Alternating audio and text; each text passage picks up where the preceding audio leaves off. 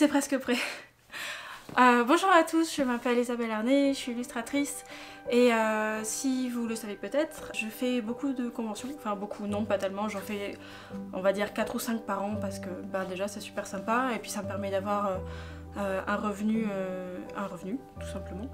C'est pas mon revenu principal mais c'est quand même un bon morceau et ça me permet d'être indépendante et de pouvoir continuer à travailler sur mes projets personnels. Et c'est pour ça que j'en fais pas tant que ça, parce que j'aime bien me consacrer à mes projets personnels.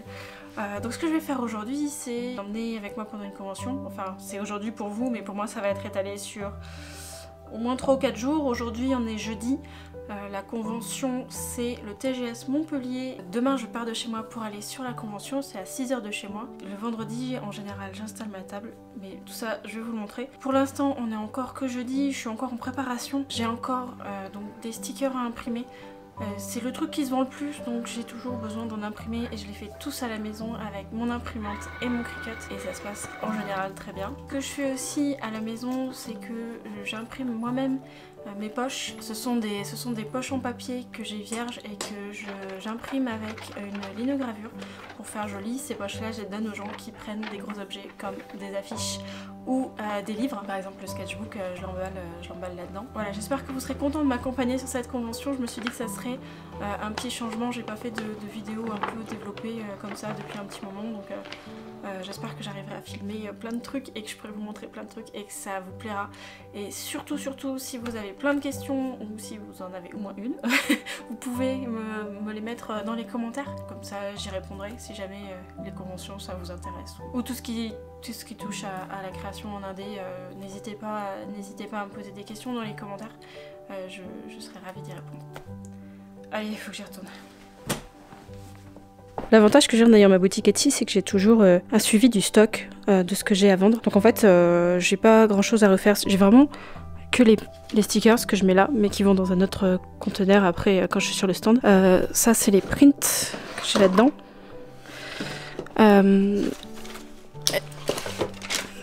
Et du coup, j'ai quasiment tout prêt et en fait, tout mon stock rentre là-dedans. Il n'y a que les affiches qu'il y a là en bas que je sors absolument que pour les conventions parce que j'ai pas envie de les envoyer par la poste. Après j'ai un peu de décoration dans la grande valise qu'il y a là. Et j'ai aussi ma table, mais ça je vous montrerai tout à l'heure quand je chargerai la voiture. C'est parti, on charge. Je préfère faire ça le soir parce que comme demain matin on va partir super tôt, on a quand même 6 heures de voiture. Donc c'est mieux. Allez c'est parti.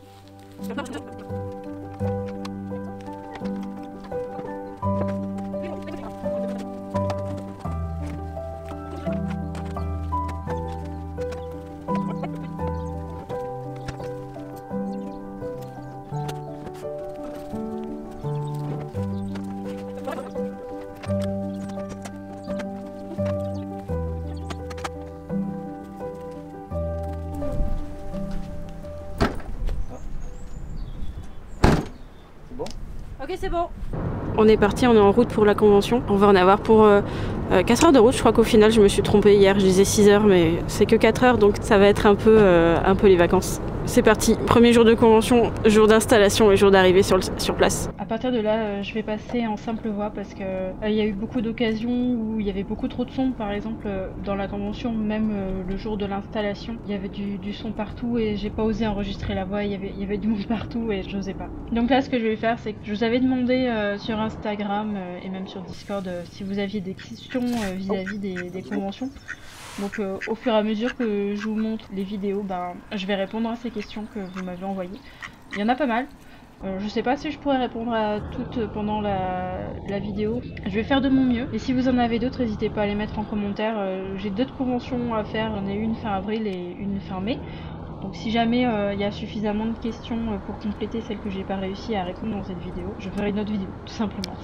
Quels sont les points positifs et les points négatifs pour une illustratrice d'être exposante ? Alors très franchement, le premier c'est l'argent. C'est clairement un moyen de gagner de l'argent assez facilement. C'est pas mon revenu principal les conventions, mais c'est vrai que ça fait un apport non négligeable qui est très bien.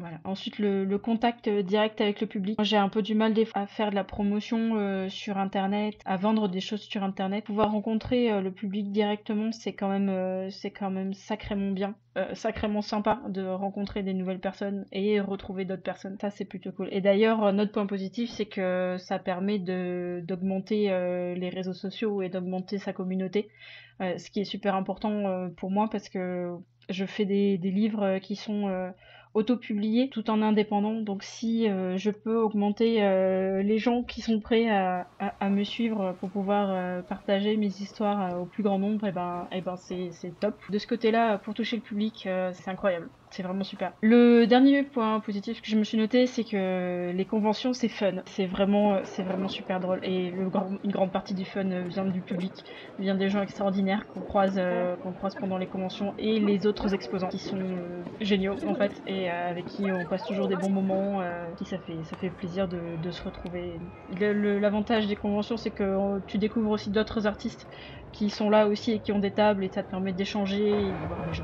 Donc ça c'est cool. Pour les parties un peu moins drôles, les conventions c'est crevant. Vraiment c'est beaucoup de fatigue. Par exemple, ça me prend beaucoup de temps pour préparer, mais je pense que c'est le cas pour tous les exposants. En moyenne, il me faut 5 jours dans la semaine, le week-end compris. C'est-à-dire que la convention va être le samedi et le dimanche, et moi je vais y être dès le jeudi pour préparer les derniers stickers et les sacs, comme je vous ai montré. Et après, il y a aussi d'autres jours dans la semaine qui sont consacrés à contacter les imprimeurs, contacter les fabricants, pour toujours avoir de quoi vendre pendant les salons. Ça prend vraiment beaucoup de temps. En plus de ça, on a le week-end, plus la route, c'est vraiment beaucoup de temps et il y a la fatigue qui se rajoute par-dessus aussi. Moi, je suis quelqu'un qui fatigue très vite en retour de convention. Il faut le lundi, le mardi et des fois le mercredi pour me remettre, voire le week-end suivant. C'est pour ça que j'en fais pas trop non plus, c'est parce que c'est éreintant, franchement. Et l'autre point négatif, c'est que en vrai, l'argent c'est la loterie. C'est-à-dire que toutes les conventions vont pas être hyper rentables. Je vous en parlerai un peu plus tard parce que j'ai une question sur la rentabilité. Mais c'est vrai que c'est à remettre un peu en perspective l'argent qu'on gagne. C'est de l'argent immédiat, mais des fois c'est beaucoup de travail pour pas tant ça. Comment devenir exposant? La première chose qu'il faut savoir, c'est qu'il faut déclarer absolument toutes ses rentrées d'argent à l'URSSAF. Donc pour ça, il faut avoir un statut et un numéro de tiré pour pouvoir déclarer les revenus qu'on a sur les salons. De mon côté, je fais ça avec mon statut d'artiste-auteur. Il y a plein d'autres statuts qui permettent de vendre des choses. Savoir que chaque statut va avoir des spécificités. Moi, par exemple, je peux pas vendre par exemple des mugs parce que ça ne rentre pas dans mon statut d'artiste-auteur. Mais par contre, tout ce qui est print, œuvre d'art et tout ça, il n'y a pas de problème. Et ensuite, vous devez aller trouver des conventions qui vous intéressent proches de chez vous. Je vous conseille l'agenda du geek qui regroupe toutes les conventions de France. Pas toutes, mais ils en ont vraiment beaucoup. Et à partir de là, vous trouverez le site web ou le moyen de contacter la convention. Là, il faut les contacter parce que suivant les conventions, elles vont chacune avoir un mode d'inscription différent et des dates d'inscription différentes. Donc là, il faut aller les contacter directement. Une fois que vous avez réussi à avoir une date, ben c'est bon, vous êtes exposant. Wouhou! Peux-tu nous donner des conseils à propos des arnaques? Alors de mon côté, j'ai jamais été arnaquée, mais j'ai entendu dire qu'en faisant payer par PayPal, les clients pouvaient se rétracter et se faire rembourser leur achat. Donc je suppose que c'est une arnaque. Et quand on m'a dit ça, en fait, j'ai juste arrêté de prendre les paiements par PayPal parce que ça me faisait peur que les gens ils se rétractent en sortant de la convention alors qu'ils avaient déjà mes prints dans la main. Donc, moi, les moyens de paiement que j'utilise, c'est SumUp, qui est un terminal de paiement qui fait passer les cartes de crédit. Donc c'est hyper pratique parce que les gens ils ont de moins en moins d'espèces sur eux. Je dirais que plus de 50% des ventes que je fais passent par carte de crédit. Je vous mettrai des liens dans la description avec par exemple l'agenda du geek et pour ce MUP je vous mettrai mon lien de parrainage comme ça si vous cliquez dessus vous aurez le droit à une réduction sur les premières ventes ou 20 euros, je sais pas, bref, vous verrez. Et as-tu des conseils vis-à-vis de la clientèle? J'aime toujours être disponible, souriante, abordable. Donc je me mets debout parce que pour moi c'est plus facile d'être disponible quand je suis debout. Les gens ont quand même plus tendance à m'aborder si je souris et que j'ai l'air disponible plutôt que quand je suis pliée derrière mon stand et que je regarde pas. En fait, le fait qu'ils croisent mon regard, ça les invite à s'approcher ou même si c'est juste pour échanger un peu. Moi, je suis contente, ne serait-ce que de pouvoir discuter parce que c'est aussi pour ça que je vais en convention, c'est pour voir des gens et discuter avec eux parce que le reste de l'année, je vois quasiment personne dans mon bureau, donc c'est vraiment une occasion unique de rencontrer le public. Des fois, au bout de la conversation, il n'y a pas toujours des ventes, mais c'est pas grave. L'échange aussi, ça fait partie de ça. Comme je vous disais, je vais aussi en convention pour augmenter ma communauté. Ça passe par la discussion, beaucoup, et c'est agréable, donc pourquoi pas. Est-ce que tu croises beaucoup de nouveaux publics ou des gens que tu connais? Les deux, les deux. Après, je fais des conventions depuis pas très longtemps, je fais ça depuis 2 ans, au final c'est assez nouveau. Donc je dirais que j'ai pas un gros public qui revient pour l'instant, mais voilà, comme je disais, je suis pas là depuis... Je tourne sur les conventions depuis pas très longtemps. Mais je commence quand même à reconnaître quelques têtes, pas très physionomistes malheureusement, donc je suis vraiment désolée si vous m'avez déjà dit bonjour et que je vous ai pas reconnu, ça arrive honteusement plusieurs fois, je suis très gênée quand ça arrive, mais je suis désolée de ne je me rappelle pas vos têtes. Mais en tout cas, ça me fait super plaisir de savoir que, bah, par exemple, si vous m'avez trouvé sur YouTube et que vous venez sur mon stand pour me le dire, je suis là, waouh, c'est incroyable. Enfin, je suis contente, voilà. C'est top.